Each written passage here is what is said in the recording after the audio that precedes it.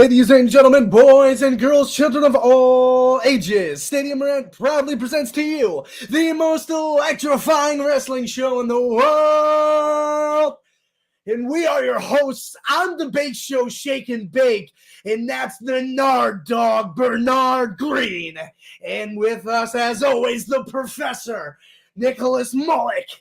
This is Ringside Rant. We're the Ringside Boys, brought to you by Stadium Rant. So much to talk about. Matt Riddle thinks he's coming back. Monday Night Raw's got a lot of changes, and the show's firing on all cylinders right now. An international superstar touches down stateside and makes a splash. Lots to talk about, maybe some wasted potential in the Riddle camp, as well as another superstar named Giovanni Vinci, and some wasted surprises and unkept secrets from WWE showing on Monday Night Raw. Thank God the Wyatt Six are still alive, ladies and gentlemen. But before we get to any of that, I got to touch in, say hi. What's up to my boys, gentlemen? How we doing? Well, other than me feeling like, well, I'm glad I'm not Shannon Sharp, by the way, but other than that, I'm doing great. Hey, yo! Poor Unc got caught. Yeah. Oh, I'm doing good as well. Doing, I'm doing good as well. This has been a very, very good week. I had fears on Raw that were thankfully shut down. We got news coming left and right about other stuff as well. This is going to be a jam-packed episode, so strap in, get ready, and enjoy the show. I hope y'all went to the bathroom because we got a lot to talk about and there's not going to be much downtime. It was a busy week for not there being a whole bunch of crazy storylines going on. It was a pretty busy week. We can start on SmackDown because that happened right after we checked out last time. And honestly, you know, as far as I'm concerned, take it or leave it on SmackDown. And Professor, you made a note, something you wanted to talk about this week. They've been teasing it a little bit. Giovanni Vinci finally makes his return on the main roster. Professor, kick it off. What do you think? What a disgrace. I mean, let's get into this right away. First off, let's take bets on what Giovanni Vinci is going to get future endeavored. I started saying that when he got kicked out of Imperium, but my God, what a complete disgrace that was with Vinci. You used maybe a month of time hyping this guy up, giving him his terrible NXT gimmick, because that gimmick was awful on NXT. Then you have him debut. He looked like $1 million going out there. And you have him lose in his debut in seconds. Not only to that, but to Apollo Crews. No offense to Apollo Crews, but has this guy ever done anything to, his Intercontinental Championship reign was terrible. Remember when they gave him that Nigerian gimmick? That was awful. So problematic for so many reasons. And problematic, too. And that was when I think it was Dabba-Kato was his man. Commander Aziz. Or Baba Tunde, listen, I'm sorry, trash. That was all trash. So bad. You have Giovanni lose to him in not even 10 seconds. Horrible. Is Vince McMahon still in control of the books here? Because this is something that Vince would book. What are you doing? It's not good. And I feel bad for Giovanni Vinci because you can see he worked hard to get where he is at this point. They kicked him out of Imperium, which, golly, that goes to show you that they give something about him. They didn't even have a blow-off match with Ludwig Kaiser. They should have, yeah. What? I don't understand it. I don't at all. And I'll give my take on it. And I don't think any of us disagree that it's another wasted potential. And I think it's funny, is Vince McMahon still booking this thing? It feels like a Vince thing. McMahon decision. This is a Vince McMahon type booking decision. Remember when he had Karrion Kross go out there, no Scarlett, giving him a stupid mask and having him lose to Jeff Hardy, and they never even got the payout because Jeff had COVID, I think. Oops. Yeah, not great again. And it's just, I thought the minute he left with Imperium, like you said, with no payoff with Kaiser, I was like, they don't know what to do with this guy. I didn't expect a single thing. So while it's upsetting, yes, this is not something where I'm like, oh my God, I'm so disappointed, because I had that 3 months ago. Whenever he left Imperium, I saw the writing on the wall. It's like, they have nothing for this guy. They're going to try, because like you said, he's clearly worked very hard. They clearly like him, because he's going to be open to suggestions. He clearly didn't want to leave Imperium because he knew it wasn't going to be the best for his career short term, but he did it anyway. I'm sure WWE liked that he was willing to do that, and they're trying to do something for him. It's just not working.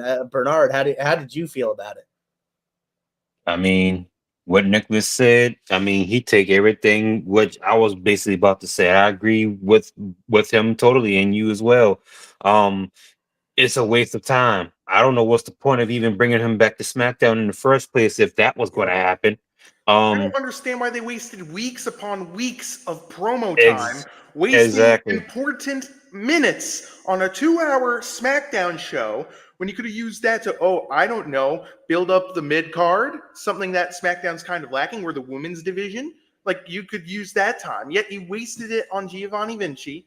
And the fact that we got reports out, and this is what makes me delirious, dude. And I don't understand it at all. We have reports coming out there, not 1 hour before the show, saying, oh, top people were not a fan of how the thing was filmed. They were not happy with how it was done. You have the power to fix it.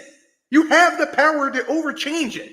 What are you talking about? You weren't a fan of it. And this is, quote unquote, these top guys. Give me a break.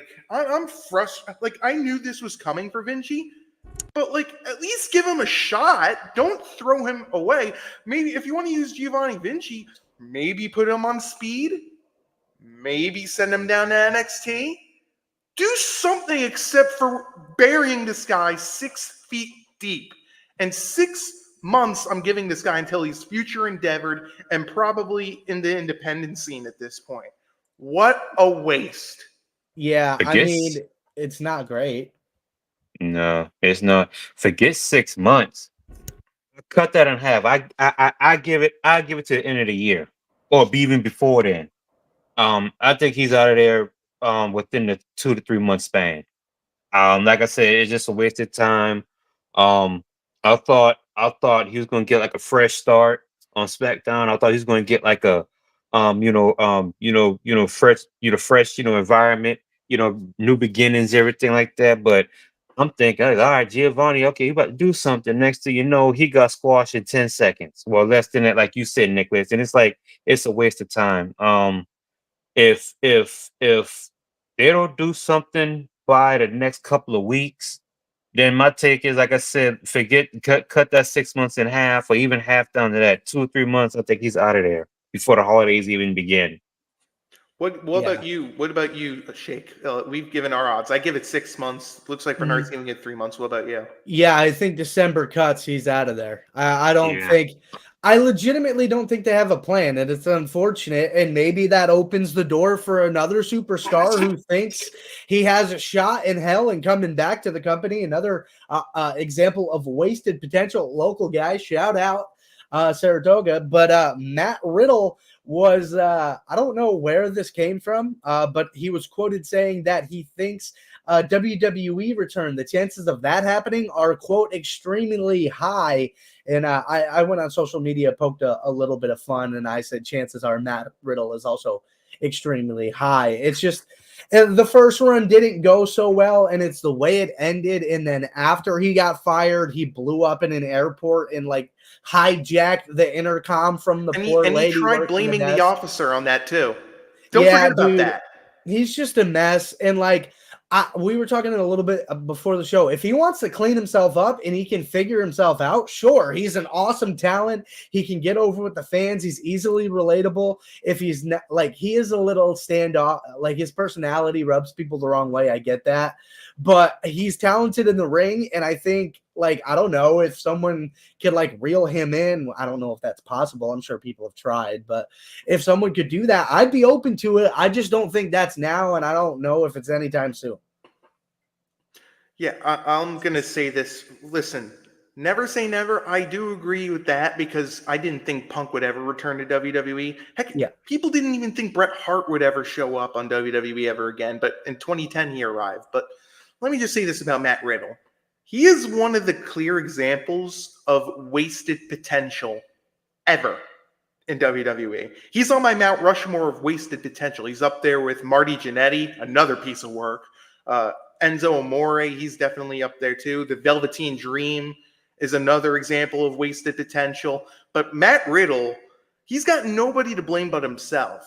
Nobody. And he's created so much heat. Like, say what you want about Bill Goldberg. He didn't paint himself well in the video that was shown behind the scenes when he kept calling, like poking the bear at Goldberg, saying, bro. Like, dude, come on. Like, I know Goldberg doesn't come off as a great dude, but like, don't poke the bear. And then there was even a report saying like they had to keep him away from Roman Reigns on studio. Think about that. Roman Reigns, I've rarely heard a bad word about the guy, the person, not the character. Yeah. But they have to keep you separated from there? Like, really? And that whole JFK airport drama was the end goal. But here's why I don't think he'll be coming back anytime soon for a few reasons. The main one is Endeavor owns WWE now. Guess what they also own? UFC. Yeah, and guess where Matt Riddle, burnt a bridge in? UFC. Yep, exactly. And guess who's in charge of UFC? Dana White. Yep, and what did Dana White say about him? He's a piece of shit.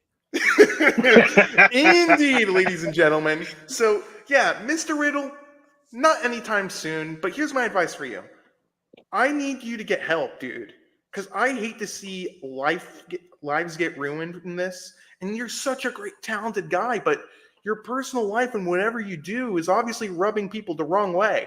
I mean, I don't blame AEW at all for not wanting to do any part of him, because if he didn't have his problems, he for sure would be in AEW, or heck, maybe even Ring of Honor, because Ring of Honor needs talent if they're going to be a part of the new broadcasting deal.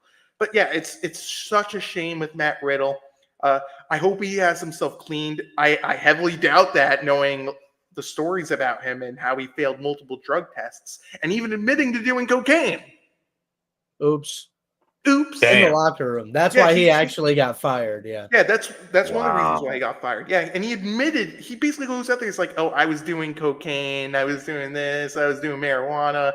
But yeah, never say never. Never say never with him. But Riddle, if you want to go back, clean yourself up, improve your attitude, and how about lay low? Because you have had a tough time laying low with all the stuff that's leaking out about you.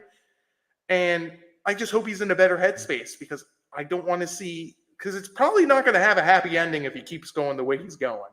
So, yeah, we'll see if he ever returns. Is it anytime now? Absolutely not. Bernard. Well, I'm going to pull a Vince McMahon take on this. He has no chance in hell to come back to the WWE.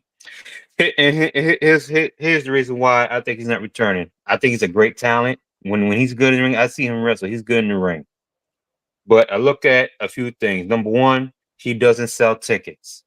Does he put asses in seats? My answer, no. He got a great pop. He's a little over, but he's not selling tickets. He's not selling merch at the time. Like you said, Nicholas, he was poking out Roman Reigns. Like I said, Roman Reigns, I know is a good dude. Arcade Bro 420. Oh, well, that's part. damn. I mean, but hey, that's good. Randy kind of helped him out a little bit. A lot. But yeah, a lot. Until Randy got injured and he's all by himself. And he forced Matt Riddle to do an apology letter to Roman Reigns in handwriting. They couldn't even speak to each other. He had to apologize via handwriting. I like that Randy Orton was like a second grade teacher there. I'm a big fan of that. He was playing Are You Smarter Than a Fifth Grader with Matt Riddle, and he couldn't get past kindergarten, dude. Dude, that's like Cody Rhodes when he came back. He did an interview. He's like, I heard Randy is like a family man and like a locker room leader, and I'm not going to have any of it because last time I was here, this guy was a menace. Anyway, yeah, it was just funny to see the progression of Randy Orton. But yeah, finish your Yeah, point. yeah. But yeah, it's like he doesn't sell tickets. He like I say, caused problems like Roman Reigns. Not only Roman Reigns, but you get on Seth Rollins and Becky Lynch's side as well. Let's not forget that. Yeah, When you a WWE superstar, those are the three people you don't want to fuck with, especially on your bad side, because them the same ones that you're gonna need to have them put you over as the next guy or the next gal in the WWE. So he fucked that up totally. Um uh so Matt Riddle, he just a lot, like you said, and what I look at as a WWE superstar, not superstar, but all the athletes too and all. I don't look at your in-ring performance. I look at what you're doing outside of the ring or outside of the football field, basketball court, and all. Are you a mature type person? See, I'm a mature type guy. People like that will piss me off in a second, just like that. It's like I don't want this guy nowhere near me. Keep away from me. If I were Roman Reigns, I ain't want him near me either. That's fact. I ain't even want him in the same building as me. If I even hear his name come up, I want him gone before I even see him. Matt Riddle, is a piece of work. And then, the crazy thing about it, he just recently had a kid, and he talked about, he missing shooting porno on the phone or whatever shit Oh that was going God, on that time. what? Yeah, yeah, yeah, he gets yeah, active. yeah. Let me That say leaked another out. thing too with Riddle. He's gonna have a Dark Side of the Ring episode in 10 years. If Dark Side of the Ring is still a thing in a decade, he's gonna be that type of guy that's like, oh, we haven't done an episode on Matt Riddle. Let's do one on him if we run out of topics. Didn't he do some Exactly. like bar mitzvah? Like he got paid to wrestle at a bar mitzvah or like a so did wedding party or something. so It did was Alberto Del Dipshit, as I like to call him. Like, some dumb shit, but we got a lot to get to here. Another big thing happened over the weekend. AEW's All Out pay-per-view occurred, and it's the namesake of our episode this week. Yeah, all outrageous. We want to know, did we take it a little too far there in AEW? Because it seems like everybody and their brother thinks they did. Yeah. What the hell was that? Correct me if I'm seeing this right. Was that Swerve Strickland getting a needle punch in his lip and getting whatever that's ejected into his lip and some yes. was that real? That is Well, correct. I don't know if it was real, but Probably here's saline, but here's something to yeah. note with that too. I think that was done to write him off of TV because in his new contract, he gets more dates off, more time to heal off, which is great. I'm fine with that. He's deserved it, but I don't know what to say. This is just this like CZW. There is a market for that, but like they go For too sure. far with this, and this was too far. Not only that, but the chair shot. And one other thing, didn't Tony Khan like a year ago say this is the safest place to wrestle? Why are you Why are you doing matches like this? And I get why. That chair was gimmick. That chair was clearly gimmicked. But like the thing with Bryan Danielson, like we knew that the Blackpool Combat Club was going to, go after him, especially with Moxley not wearing the Blackpool Combat Club stuff. But the fact that they put a bag over his head and thought that would get people talking, yeah, but that's attempted did. murder. Like we're crossing the line here, and Yeah. I'm fine with that with matches, but like this is too far. Yeah. So we had attempted murder, we had an arson on AEW television in a perfect segment, and we also had, Lip injection. torture. I mean, like it's crazy. I don't know what AEW is doing, and I love AEW. I think they're important for wrestling today because it brings competition, but Sure. they crossed the line here. And Yeah. no offense to Tony Khan, and I love Tony Khan, the person. He seems like a nice guy, and whatever he does business-wise, I have no complaints about him. But like, you really crossed the line here, dude. I said it. I said this when I had my old podcast. It was called the Hot Tag Podcast. He cannot be in charge of a wrestling company. And this was when the CM Punk and all the fights were happening backstage. And at the time, my co-host was like, oh, well, this used to happen all the time back in the day. I was like, dude, that's 30 years ago. Oh. Like it's 10 years not ago, the when it same. count TNA. Right, that's what I'm like. You just can't do that stuff. And he can't be in charge of grown men because, respectfully, he is not a grown man. We've seen him act like a child on television numerous times and on Twitter numerous times, and he can say it's a character kayfabe however he wants. I don't believe it for a single goddamn second. I think Tony Khan is a big wrestling fan, bought a company and was like, oh shit, I'm in charge of it now, and then doesn't know what to do. And then he sees things like he sees in GCW, and yes, there is a market for that, but it's not mainstream wrestling. It's not. It's horrific. And I said this previously, there's a spot for that. You have a pay-per-view called Blood and Guts. Go for it. Make that a gore fest. You have it once a year. You want to have fun? Sure, go for it. There's definitely a market for that. But on one of your big pay-per-views that just followed your biggest pay-per-view of the year, what the fuck are you doing there? I get you want to have some creative freedom, but I don't think like anybody looking at that back, superstars included, are going to look and say, that was a good idea. I think it'd be like, holy shit, why did we do that? Yeah, and the worst, and two things. First off, he is not the most incompetent wrestling promoter ever in wrestling today. That goes to Billy Corgan. Not even close. Oh my God, yeah. Billy Corgan's another one who shouldn't own a company. But let me say something about Tony Khan. I can't believe he approved of this, or if not someone in charge of booking approved of it. The fact that he did this when, like, the TV deal, we don't even know if that's locked in fully yet. I think it is locked in and that they got this multi-million-dollar deal done. But, like, this could... I'll give you another story. Remember what happened in Channel 4 in, like, the Attitude Era of WWE Raw? During the Royal Rumble, when Mae Young was in, like, the shameful bikini contests, this is disgraceful. Remember when Mae Young took it off to show... Yeah. You know what I'm saying here? That got them in trouble with Channel 4 because they were going to have a big deal in the Britain community. Like in the UK, they had Channel 4 deal where they would get Raw, they would get pay-per-views on Channel 4. When that happened, stripped all away, everything was put on a gigantic tape delay and got them like removed from Channel 4, which was a big deal at the time. That could have happened here with a segment like that. And I honestly think this, what they did in AEW, was worse than what they did with Mae Young at that time. Because this was attempted murder. And if what they did in the Attitude Era, it's disgraceful, it's despicable, and I don't understand why they approved it then and now. At least no one was shown to be killed.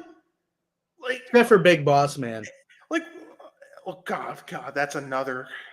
I don't know why they approved of that too, but point is, there needs to be a line drawn here, and the wrestling business never learns. If you know the stories like I do of previous incidences, it seems like they never learn and are willing to go to that level. And when is the end point here? Like, really, when is the end point? I mean, they're not selling tickets how it is now, and if they keep doing shit like that, they're just gonna keep not selling tickets. And like, it's not good. It's just one more other question I defined. want to ask AEW: where the hell is Wardlow? Wasn't this guy going to be like a big part of the show? And He was supposed to be like the next Batista. Like, where the hell is Wardlow?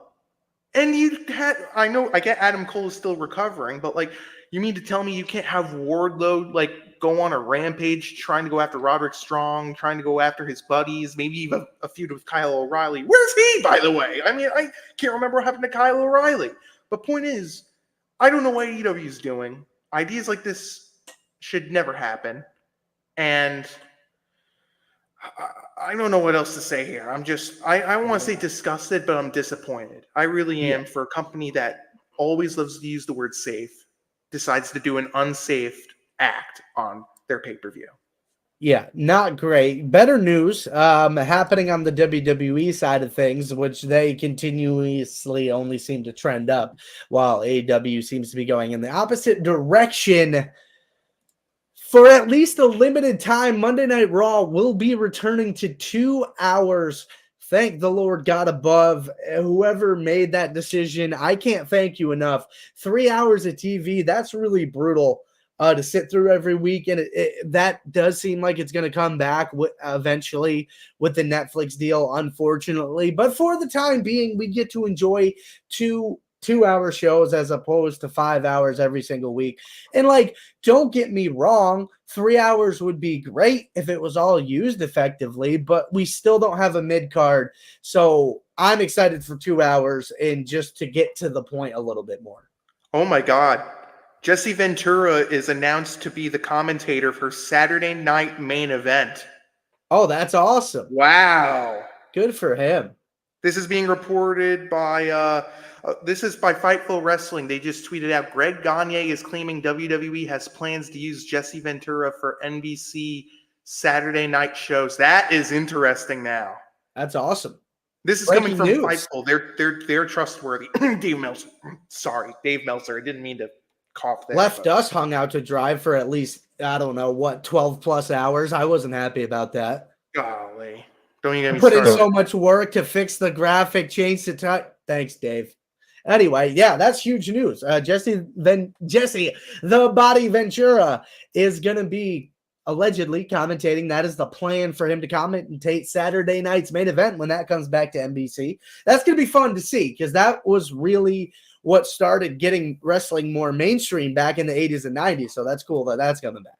Yeah, I just hope Jesse Ventura could be able to do it because I think the dude's 80 now. He sounded good in the Chris Van Vliet podcast. Oh, he did. Though, so yeah, he's hilarious too. I mean, I don't know why. Great. The stories he tells is hilarious. But what's hilarious too is when I first figured out, I'm going back to the Raw being 2 hours long here. I thought that was permanent, and I was doing the dance. I was ready to celebrate because 3 hours. One of the main issues with Raw, and I've said this for a decade, even before I hopped on to podcasting. Raw is way too long. And during the time when Vince was booking the show, it was the dark days of Raw. Like in the 2019, 2018, 2017, maybe even 2016 Raw was bad. And it was just too long. It was a drag. And even Raw today, we were chatting with each other. When it got to the 10 o'clock timing, it was just a drag. We were tired. We were exhausted watching Raw. And I hope this is a test. I hope, is a test to see how 2 hours Raws do. And maybe, I know Netflix has the 3 hour Raw thing. Maybe with this test, that could convince Netflix to go to 2 hours with Raw. And that, I think, would be key, especially because 3 hours is just too much. Would I overall hate it? No, because I understand why they wouldn't change it to 3 hours because they'd lose money on it. But 2 hour Raws for next few months or whenever it starts could be such a relief. Such a relief. It'd be great. Bernard, how do you feeling about it, buddy? I agree. 2 hours, 3 hours is just too damn long. And like you said, Shake Bake, it's like it would have been okay being that if they have effective storytelling and plus they'd have mid-card titles, especially for the women. Other than that, just cut it to 2 hours. And like you said, Nicholas, hopefully it'd be a test. So that way Netflix could look at it and say, this like Raw could be do good 2 hours when it come to us better than 3 hours. So that way it give us something even more to look for and all. Because by 10:30, 10:45, man, I'll be falling asleep. And next I don't know what the hell going on in the main event. Cause that's how long it is. So I'm up for it. I'm up for it. I was falling asleep at 10 o'clock. And I'll tell you something with Raw. Raw was a weird show. It really was. I mean, it featured the return of Bret Hart, who, I mean, I know he was sick coming into the show, but he kudos to him for powering through. And Bret Hart's amazing, dude. What that man has had to live through and deal with in his life, like, you can't hate Bret Hart. I don't care if, like, people call him bitter or not. He's not bitter. He's just, like, if you live the life Bret Hart lives, you would be bitter as well. But just when it hit 10 o'clock, I just felt sleepy. Then again, I was watching the stupid Sonya Deville group at that time, which was like my view of not like NyQuil. At first, I'll start off with this with them. That theme song, my God, is it garbage? Generic, distasteful, and awful. And I feel bad for Shayna Baszler, who's been ruined since she got what was it? What was the Mania after that amazing Elimination Chamber she had, and she just lost that Mania and that killed her. Oh yeah. Was it against yeah. was it against Miss Charlotte in the Bank? No, Becky Lynch. Becky Lynch. Okay. Becky Lynch. Yeah. But I'll tell you one thing though, this will get people excited, to maybe actually be interested in this group. You want to know what WWE decided to do? They made another return show up. Oh boy, exciting. Guess who returned, ladies and gentlemen watching this? Guess who returned? Italia. Italia. It's Are we supposed to be excited for this? Like Canadians were. Are they? I swear they weren't on the show.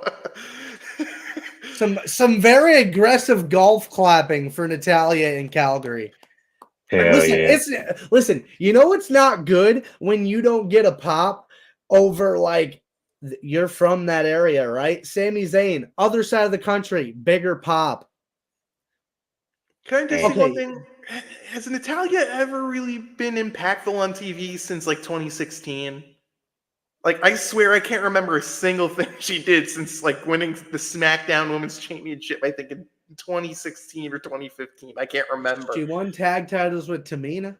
And the tag title... Is Tamina still employed, by the way? Like, or is she in the backstage? I don't know. She's definitely employed. She's not doing much. Yeah, I swear. And, like, she's not doing that at all. I mean, are we shocked? Like, it was predictable from the beginning she was coming back. Do you care? Like, why are we wasting our time with this? Why is this Pure Fusion Collective group a thing? Like, can you stop with the torture, WWE? Can you, like, start featuring Endeavor, the Pure Fusion Collective, except for Shayna Baszler? Like, what are we doing here? Remember when they tried to have Natalia do a like cat gimmick too? How she came out wearing like a cat uniform, like cat ears, and like I don't know if that was a gimmick or if I swear it was her thing she wanted to do. I think it was just a thing she wanted to do because Bret Hart had the glasses and she would like give the ears to like a little girl in the crowd, and that was like her thing, and it was stupid. But listen, I'm not going to hate on Natalia. I don't. I respect the woman. I really do. So much work, championships, all that good stuff. It's just like at this point, it's not what we want to see. But there was some good stuff on Raw. I thought it was a good show. My God, yeah. JC, I forgot about that. I forgot about that. Hey, listen. Sometimes she be farting. Listen, she may not be the shit, but she was definitely the fart. You know what I mean? All right, so here we go. Monday Night Raw got it kicked off with the Wyatt Six, and I said this was the last damn chance for this group if it wasn't good. And this was great. This was absolutely phenomenal. This dude's listen. They were absolutely phenomenal. Eric Rowan has, I think, looked the greatest out of this entire group coming back. They put all the chairs, and out of nowhere, you just hear shit banging around, and you're like, what's going on? Oh, yeah, it's the big red fucker laying down on the ground. And then he doesn't throw people through the barricade. He rips off the barricade and assaults people with it. It was phenomenal. Nikki Cross looks amazing. That suplex, Chad Gable help. I don't give a damn. Shut your mouth, internet nerds. That was really cool that they let her hit that spot. Obviously, Chad Gable needed to help her a little bit. She can't German the dude. It looked really cool. She beat the hell out of Ivy Nile. Uncle Howdy sat like a madman on the outside laughing his ass off. Got his licks in at Gable on the end, which is what allowed the Wyatt Six to win. I loved every damn thing about that. They saved the Wyatt Six for me, but the next feud, again, we're at Wyatt Six is a one and done situation right now. Every single feud matters. You can't sleep on anything. That's my take, gentlemen. What are you feeling about the Wyatt Six? Yeah, why? Thank God. My fear last episode was that they were going to have American Made Yes. win, which thank goodness they didn't. And I disagree with you. I don't think that Eric Rowan is the guy that has stood out the most from this new one. Dexter Loomis is, because Dexter Loomis was I was not a fan of his gimmick at all, especially with the stupid Indy Hartwell romance stuff, which I wasn't a fan of. He really looked great in that. Eric Rowan's number 2. Nikki Cross is number 3 because Nikki Cross is great, and I knew she would take to this gimmick. The one I'm disappointed with, I've been disappointed with Joe Gacy. I mean, I loved his NXT gimmick, but him in this faction's just, he's clearly the weak link out of the bunch for me. But yeah, I like what they did here with the White Six. I never want to see this match again. I never want to see them in the ring ever again. But my question now is, what now? Where do they go from here? Right. Go, I mean, that's to be seen. There's a room, but go ahead, Bernard. go after the Judgment Day. My Because man. after a while, when this whole Liv Morgan, Rhea Ripley, and New Judgment Day and all that, with the Terra Twins and all, what y'all want the Terra Twins to prevail over Judgment Day.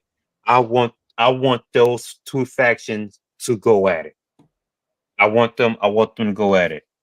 If they want to keep playing with the Wyatts, going after people betraying family, Whitland, feuding with the Judgment Day, be next. I agree with you, JC. Go after the Judgment Day. I believe that will, have people going at least till War Games, or even when the Royal Rumble comes around. But they need to go up to Judgment Day. I don't want to see no more American Made. That's already done and dead and gone. I don't want to see the Judgment Day going with the. By the way, has any of y'all, including the chat, JC, had any of y'all? How do y'all feel about the New Judgment Day? Me, I think I don't see nothing in the New Judgment Day. They're not but just a bunch of just a bunch of little kids to me. You got Dominic Mysterio and Liv Morgan Day in their little love zone or whatever. You got Carlito eating apples and saying this and that cool and all. The only real gimmick in that group was dang Finn Balor. To be honest with you, Finn Balor was better off with Rhea Ripley, with Damian Priest, than Dominic and Liv Morgan. And all they're doing is just having fun and all. Liv Morgan not defending her title. Dominic Mysterio, he's still not taking it seriously as he is a WWE superstar. And Carlito is just Carlito, eating apples and calling shit cool. So I want to know what y'all think on the New Judgment Day. I love Carlito, but I think he's definitely a potential to be on the December cuts. And I like Carlito. I think he's hilarious. By the way, that song, I want his old song back. That the new song isn't terrible, but that old song was just perfect for him. Yeah. I do get what you're saying, but I brought this idea up with the Judgment Day going after them, but here's where I'm backing off. There was a report saying that WWE is planning to do Team Ripley versus Team Liv Morgan in War Games. How the heck is that going to work? If they're going to have the Wyatt Six come in. I don't think they're going to do... If they're going to have Wyatt Six versus Judgment Day, it would have to be after that pay-per-view is over. I think once Survivor Series is done, they do it. But, in the meantime, where do they go? Because, you got to do something else with them. I mean... My fear is they go after the Final Testament and Karrion Kross, because they're done with the New Day and blame Odyssey Jones for that one. They got nothing to do there. Why not have them go for a small mini feud, not long, because like I said, the Final Testament are dead. But I just don't know where they go in the short term. The long term, it should be Judgment Day. but I don't know what the short-term plan is. Like, Sheik, do you have an idea? Yeah, I mean, honestly, I think the fact that you brought up that the plan is Team Morgan versus Team Ripley for a War Games match does throw a wrench into the Wyatt Six Judgment Day thing. We may have to wait on that. I mean, would it be the worst thing if you just waste a week or two just developing like a Joe Gacy, like you said, and just having him and Loomis tag for a couple weeks, kind of let Howdy just hang out, not hang, maybe be ringside, maybe not, do more vignettes, continue developing those characters. And let them maybe just take out a tag team here or there. Maybe they could have a 2-on-2 with the New Day. Like you said, New Day aren't doing anything. Maybe you have them go after the New Day, get some heel heat that way. I don't know. But yeah, it is a weird spot, and I think the War Games things does muck things up a little bit. Yeah, Here's the problem with the New Day. Apparently, the New Day and the Miz are like grouping up to try to go after Karrion Kross and the Final Testament on Raw. So that might throw a wrench in it. Well, I think you brought up a great point with Joe Gacy. Why not have these next 2 weeks, 2 or 3 weeks, regroup, start to plan out the Wyatt Six, but develop Joe Gacy? They did a whole thing with Eric Rowan, Uncle Howdy. I don't remember if they did one on Dexter Loomis yet. Maybe you could do a week of Dexter Loomis or a week of Joe Gacy. I think you got to build Joe Gacy especially up because out of the bunch, he's the clear weak link. But regroup, maybe for those 2 weeks, build up more character work. And then after Bad Blood, or after Survivor Series, you start to go after the tag team titles because I can't remember the last time the tag team titles were even defended. I have no idea. Do you remember, Bernard? I can't remember. No, like I said, they're doing this bullshit about this damn, Judgment Day attacking everybody and all. It's like they need to focus on the main thing, especially if inside the group you got one that's a women's world champion and the other three guys are tag team champions. And like you said, I agree with your take on that too, Nicholas. When they say you got, build up individual inside the Y6, to how they became the Y6. Also, too, what about Nikki Cross? Nikki Cross ain't doing anything. Maybe go after Liv Morgan and challenge her for the championship. See, stuff like that. Yeah. Instead of instead of having Liv Morgan riding Dominic's mysterious coattails or cock or whatever, and turn around and dang, just have her defend the titles. Yep. Yeah. One last thing I want to say about Raw, and I kind of want to ask this question to Shake because he knows more about the commentary side. What do you think of Joe Tessitore after like the first 2 weeks of him? 2 weeks, 2 weeks of him commentating. Yeah. I mean, I think he's done a lot better than Adnan Virk and Jimmy Smith. There's still plenty of work left to go with him, but Colin Patrick. Oh God, that's another one. I forgot about him. But what do you think of Joe Tessitore? Yeah, so people in chat, you don't know, I do commentary for competitive Call of Duty, so not that I'm a huge level or anything like that, but I get a little bit of what it's like on that side of things. I'm behind the desk a little bit. I think he sounds fine. Like his voice is good. I wish he got his ceiling for excitement for me is not high enough. Especially because Wade Barrett isn't that juice guy. I wish there was a juice guy. Michael Cole gets amped up all the time, and I get nobody's Michael Cole. I'm not looking for Michael Cole. Don't take that as that. But I wish he had a little bit more juice. I like the way he tries to use different words. He doesn't say the same old thing all the time. He comes across really professional. I think it's been 2 weeks. It's really early. I like it. I think, like you said, he's better than a lot of other Joes they've put up there that haven't been great. I just think he needs to step his wrestling knowledge up a little bit. If I have a legitimate knock on Joe Tessitore's performance, it's the wrestling knowledge and it's the niche stuff. He called Ilya Dragunov's Torpedo Moscow a spinning shoulder or a devastating shoulder. I'm like, buddy, that's one of his signature moves. You got at least that. You're not going to be a nerd and know a dragon, a corkscrew, or like a side Russian leg sweep. Fine. I like Wade Barrett's color. That's Drew McIntyre in a hoodie. You know, Like, whatever, dude. But like, you Just some gotta, stuff. right, stuff like that. Like, there's certain stuff he's got to clean up. He's got to understand that it's not live sports. The story isn't just given to you. You are part of the story now. Like, I think he has to understand that. Where, of course, announcers in professional sports, they have their notes, they have storylines they want to tell or are given by the network, whatever. And I'm not knocking the work that Joe has done because he's had to do that his whole career. But wrestling's very different. And I think that's what you're seeing him struggle with. But I think in time, I think the fact that he is a legitimate professional announcer, that's going to carry through and he'll be fine. It's just the wrestling knowledge is the only knock I have. Yeah, absolutely. You took my words with the wrestling knowledge stuff. Bernard, what did you think of Joe Tessitore? Thumbs up, thumbs down, in the middle. What do you think? I'm in the middle. I say just give the man some time. I haven't heard him commentate anything before. And they're just not finding out who he is. Like I said, I kind of neutral at this point. But it seems like sounds to me is like he he he has to have a little more in his little Mhm. commentary, if that makes any sense. Yeah. The way he sounds, it sounds like he's kind of bland out, or like looks sounds like he's reading a book or something. Yeah. Like because I'm not saying you gotta have. I'm not saying be Michael Cole, but Right. have certain similar things that Michael Cole has. Say, okay, all right, you know what? This guy has a shot. This guy has a shot at commentating. Otherwise, I think WWE is going to end up finding another commentator soon as well, probably in the new year. The one Yeah. negative with Nick Khan, he's always wanted to go after the sports commentators for, Hmm. and that's the one. Like, I don't hate Nick Khan like a lot of people, a lot of other people do, but I really think that this is a lot better than the other options because Adnan Burke was terrible. He was probably the worst commentator WWE has done in like Yeah. recently.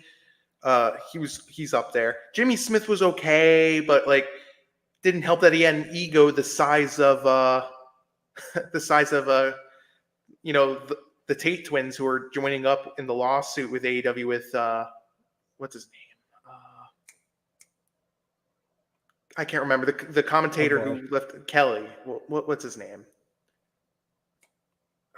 It'll come to me in a bit. But point is, I like where they're going with Joe Tessitore. But yeah, I think it's a step up from his last gimmick. Yeah, and Okay. he Bernard mentioned it. The little oomph.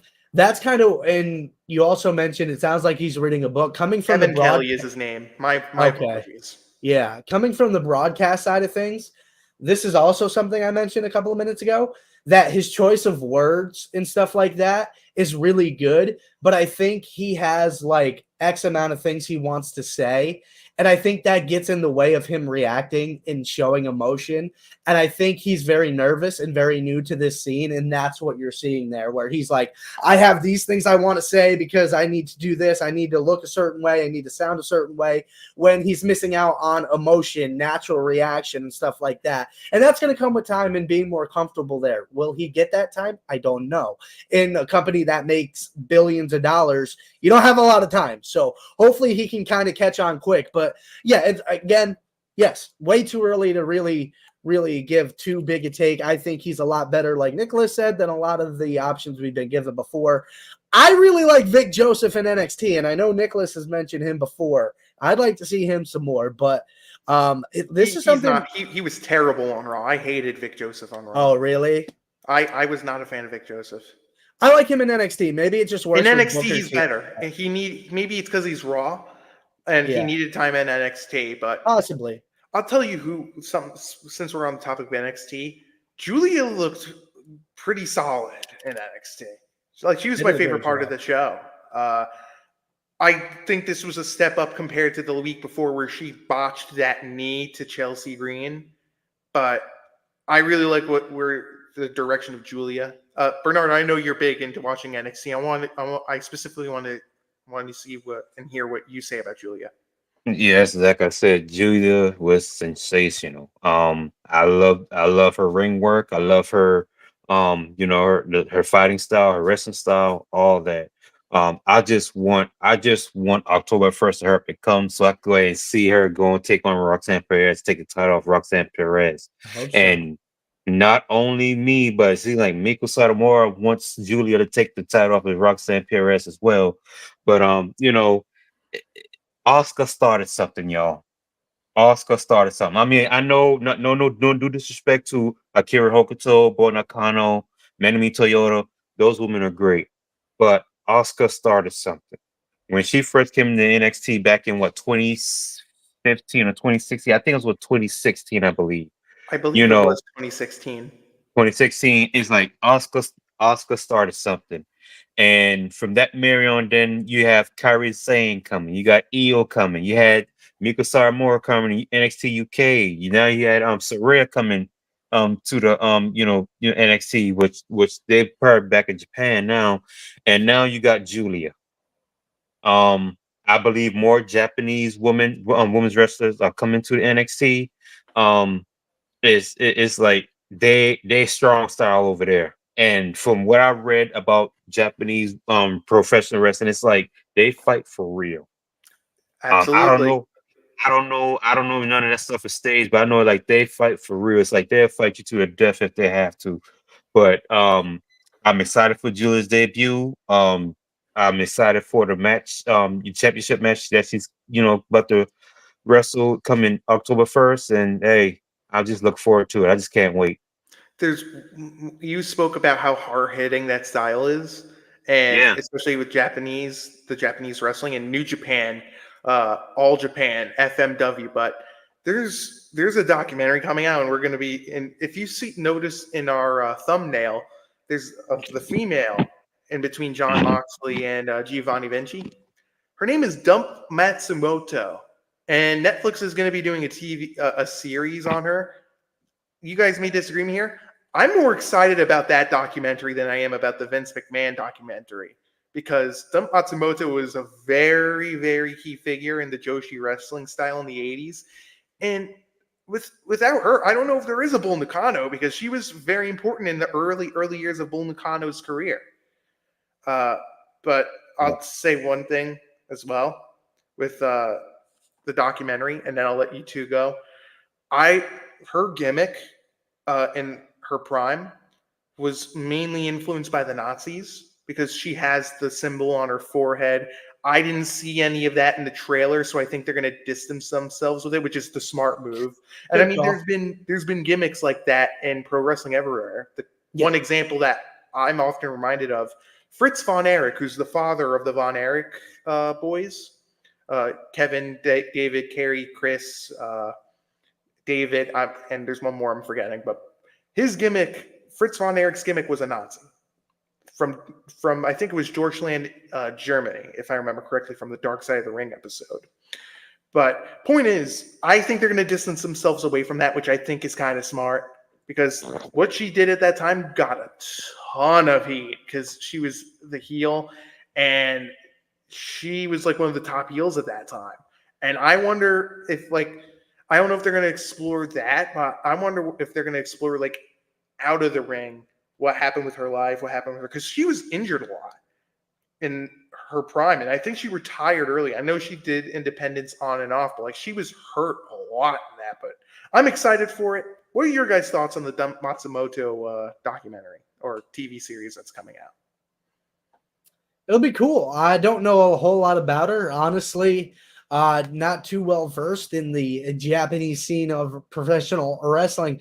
But, the more I get into wrestling, it's better to learn about it so you kind of get a grasp of different styles, kind of see what's cool, and then, kind of learn where some of these superstars get some of the things they do. It's really cool. I like that they're doing more wrestling content. I think Netflix is going to be great for that. Respectfully, I don't think Peacock really cared to do any original programming with WWE, where I think Netflix clearly wants to do that. They see the value in the market that WWE brings. They have the Vince McMahon and the Dump Matsumoto things already set up before Raw has even arrived. So I'm really excited for that. Not only to shed light on Japanese wrestling and the history of that, not only Japanese wrestling, but women's wrestling in general. it's really cool to see just more wrestling content. And like what that's going to do is more people will just scroll by, maybe not with Dumb Matsumoto because but more people are just going to scroll by and be like, oh shit, look at that. I'll watch it, whatever. With how cool the Matsumoto document or the TV series is, I hope this brings back the TV series Netflix made called Glow, which focused on professional. Yeah. That was awesome. I loved Glow a lot, excluding the fact that Joey Ryan was a part of it. And if you look up the name Joey Ryan, yeah, he's kind of a real piece of work. If that's a different story for later, but like, I hope that this TV series brings back Glow because Glow was really awesome. I had a fun time watching it in professional wrestling.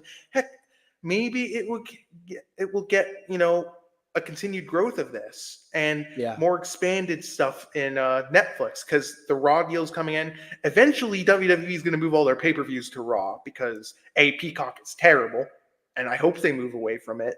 And B, like, it's just the writing's on the Raw where they're going to move stuff to Netflix like they did with Raw. SmackDown is moving away from Fox now, which that's one of the biggest fails of a TV deal in WWE history. And it's not even close. And I think they're going to be moving to Netflix as well. But I'm interested to see where this goes. I'm very excited for the Matsumoto documentary. Spoiler, I am going to be covering it on Stadium Rant's website.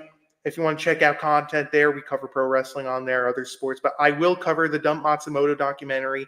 Even the Vince McMahon documentary, I'll also write a little bit about, and we'll discuss it. Unfortunately, it's going to be coming out all at once and not episode by episode on a weekly basis like we hoped. But point is, I'm liking what Netflix is cooking up with pro wrestling. Bernard, last call for takes here. We're wrapping up, running out a little bit of time. What do you got on the Dump Matsumoto documentary series? Like I said, I'm looking forward to it. I'm looking forward to how she, what's her upbringing was like, how she became a WWE superstar. And I think part of her character and her gimmick is that when I saw the trailer, she's saying like she was narrating her own, she was narrating her own trailer that time for that little minute, saying how she's tired of being disrespected.